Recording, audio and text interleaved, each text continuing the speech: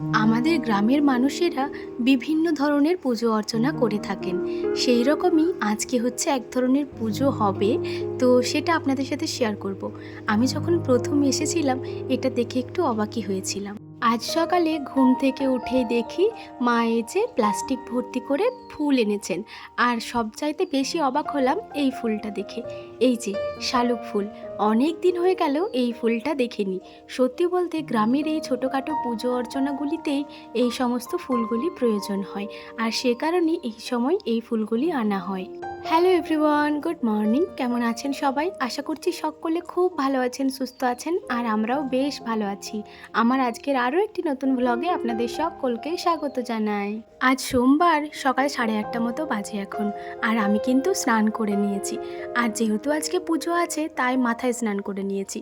আমার এক বন্ধু আবার আমাকে কমেন্ট করেছেন যে তুমি সব সময় মাথায় স্নান করে নিয়েছি কেন বলো। আসলে কি জানেন তো, এমনিতে তো আর প্রত্যেক দিন মাথাতে স্নান করা হয় না, এমনি পুজো অর্চনার দিনগুলিতে তখনই মাথায় স্নান করা হয়। সে কারণে আপনাদের যাতে বুঝতে সুবিধা হয় এই জন্যই এই কথাটা বলে থাকি। যাই হোক, আপনার যদি আমার এই কথাটিতে কোনো রকমভাবে অসুবিধা হয়ে থাকে আপনি অবশ্যই জানাবেন, আপনাদের ওইদিকে কি বলে আমি সেটাই বলার চেষ্টা করব। আজ সকালের বাসি কাজকর্মগুলো আর আপনাদের সাথে শেয়ার করতে পারলাম না। এই যে স্নানের পরে তুলসী মন্দিরে জল দিয়ে দিলাম, জল ফুল সমস্তটাই দিয়ে ওখানে বসে জপটাও সেরে নিয়েছি।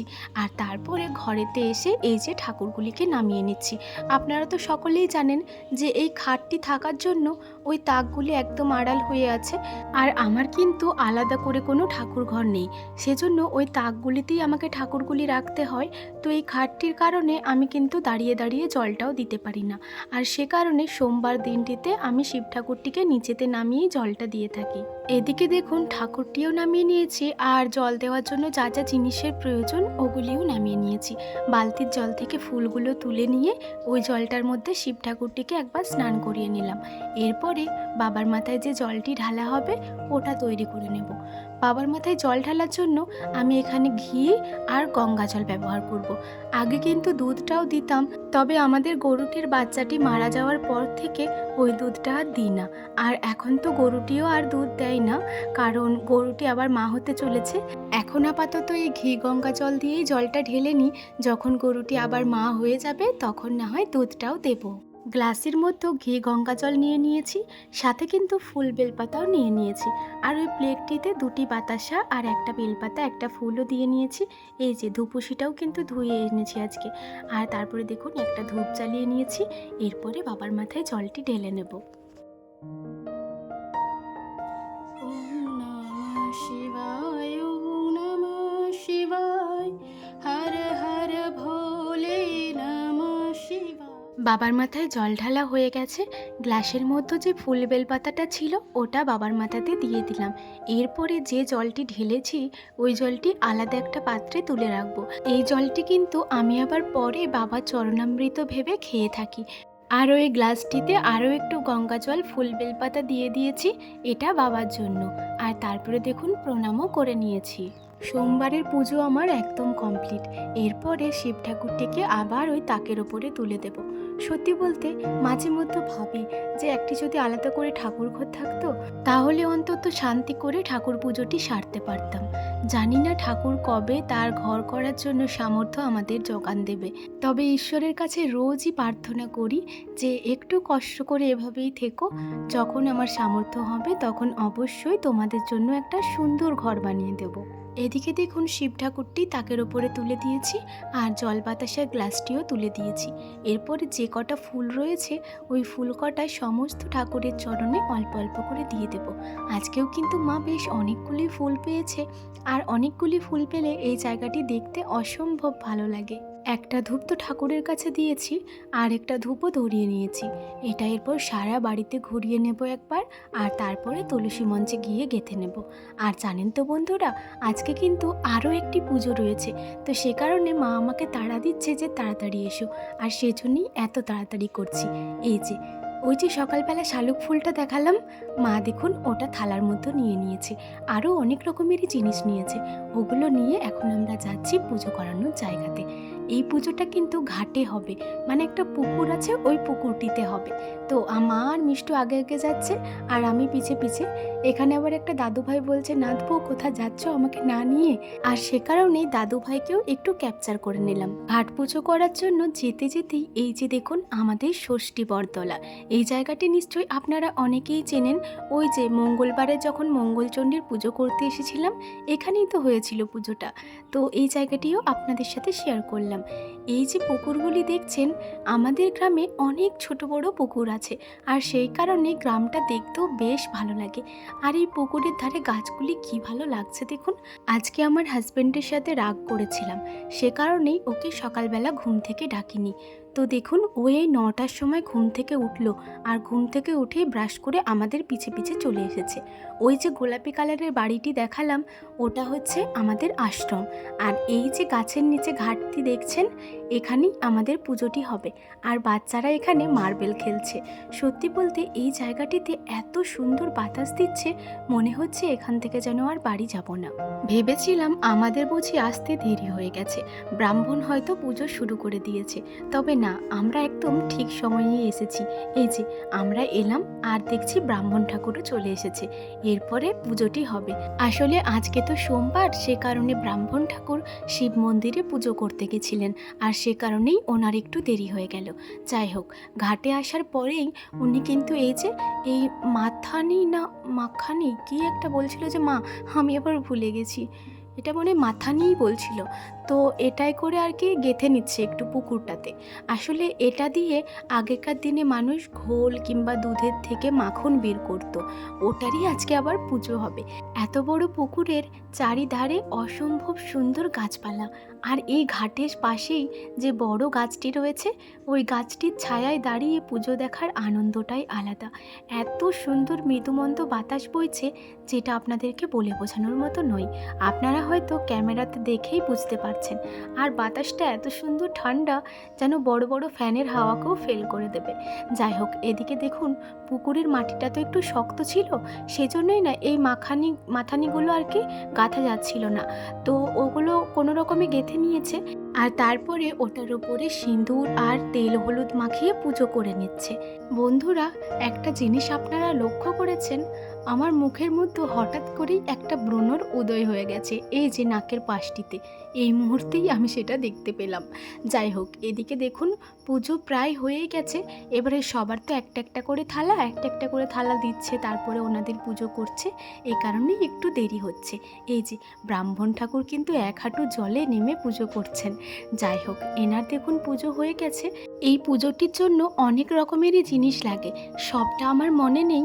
আর তার মধ্যে কিন্তু এই 5 রকমের কলাই ভিজতে দেওয়া থাকে, এটাও লাগে। তো ওই কলাইগুলোই ইনি আর কি ব্রাহ্মণ ঠাকুরের টিফিনটিতে দিয়ে দিচ্ছেন। মানে যা যা পুজো হয়েছে সবাই অল্প অল্প করে দিয়ে দিচ্ছে। আর এখানে দেখুন আমাদেরও পুজো হয়ে গেছে। তো আমার শাশুড়ি মা ব্রাহ্মণ ঠাকুরকে দেওয়ার জন্য যে চালগুলি এনেছিল, ওগুলি এখন ওই থলিটার মধ্যে দিয়ে দিচ্ছেন। আর বন্ধুরা, আপনাদেরকে তো এই পুজোটির নামটাই বলা হয়নি। এই পুজোটির নাম হচ্ছে ঘাট ষষ্ঠী পুজো। এই ষষ্ঠী পুজোটি ঘাটে করা হয়। এদিকে দেখুন ওই যে হলুদ তেলটা এনেছিল, ওটার মধ্যে থেকেই একটু মতো তেল ওই যে ব্রাহ্মণ ঠাকুরের ডিব্বাটাতে দিয়ে দিল। আর এদিকে এই কাকিমা না দিদা, যাই হোক, উনি আর কি চাঞ্জলটা সবাইকে একটু দিয়ে দিচ্ছে। আমার শাশুড়ি মা আবার চাঞ্জল নেওয়ার জন্য আলাদা করে কোনো পাত্র আনেনি, সেজন্য দেখুন ওই থালাটার ওপরেই কিন্তু চাঞ্জলটি দিয়ে দিয়েছে।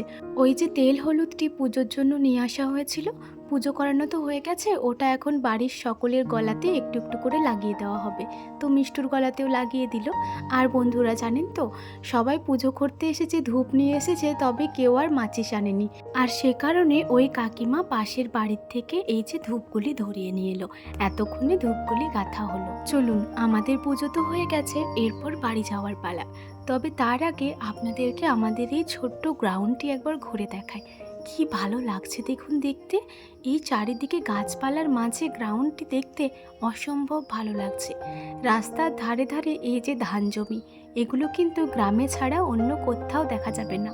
আর এই সবুজ সবুজ গাছপালাগুলি দেখে মনেও যেমন ভালো লাগে, চোখেও যেন আলাদাই একটা শান্তি পাওয়া যায়। চলুন, এরপর যাই গুটি গুটি পায়ে বাড়ির দিকে।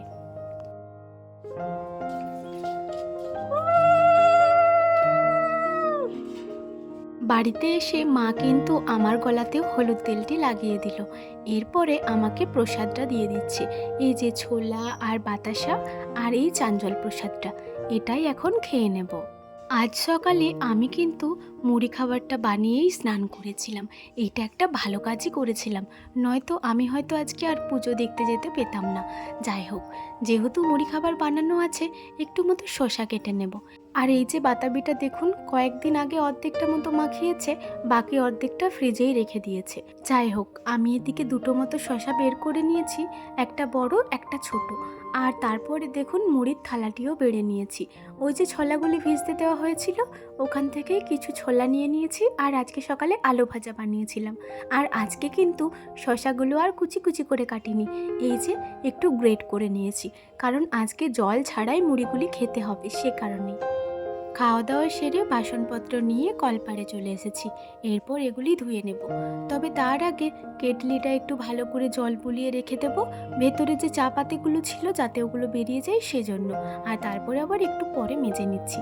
চলুন বাসনগুলো এরপরে এক এক করে মেজে নিই সমস্তটা।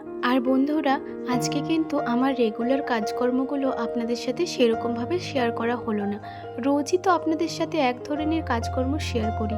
সত্যি বলতে এগুলো শেয়ার করতে করতে আমারও যেন বিরক্ত লেগে গেছে। সে কারণে চেষ্টা করি সব সময় আপনাদেরকে নতুন কিছু ভিডিওর মধ্যে জানানোর, বোঝানোর। আর সেজন্যই আজকে আমাদের গ্রামে যে ছোট্টখাটো পুজোগুলি হয়, ওটা কিভাবে হয় না হয় সেটাই আপনাদের সাথে শেয়ার করলাম। আজকের ভিডিওতে আর আমার ডেইলি লাইফস্টাইল সেরকম কিছু শেয়ার করলাম না। আশা করি আমার আজকের ভিডিওটি আপনাদের ভালো লেগেছে। আর যে সমস্ত বন্ধুরা আমার ভিডিওটি এতদূর পর্যন্ত দেখেছেন, তারা প্লিজ একটি লাইক করে দেবেন এবং কমেন্ট করে জানাতে ভুলবেন না ভিডিওটি আপনাদের কেমন লাগলো। যাই হোক, এদিকে দেখুন খুব বেশি বাসন ছিল না বলে আমি আর পাম্পটা চালালাম না। আপনারা তো জানেনই আমাদের পাম্পে অনেক বেশি করে জল দেয়, সে কারণে প্রচুর জল নষ্টও হয়। সেজন্য কল পাম্প করেই বাসনগুলো ধুয়ে নিলাম। বন্ধুরা, এইমাত্র থালা বাসন ধোয়া হলো, তো আপনাদেরকে একটা জিনিস দেখায় দাঁড়ান। এই যে আমাদের ঝিঙে মাচাটি দেখছেন, আর এখানে লাউ গাছও একটা হয়েছে। ওই যে একটা লাউয়ের জালি এসেছে, কি সুন্দর দেখুন। একটা মতনই গাছ হয়েছে, তো একটাই জালি এসেছে, ওটা আবার বড় হবে কিনা জানি না। তো দাঁড়ান আপনাদেরকে জিনিসটি দেখায়। ওই যে ওই ছোট্ট বিড়ালটি কাল থেকে, মানে প্রথমে এখানে ছিল, তারপর আবার ওখানে, তারপর আবার ওখানে, মানে এখান থেকে আর নড়ছে না। কি ভালো লাগছে দেখতে। তবে একটা কথাই ভাবছি, ওর কি খিদে পাচ্ছে না? যাই হোক, এখন ঘুমাক, আর ডাকবো না।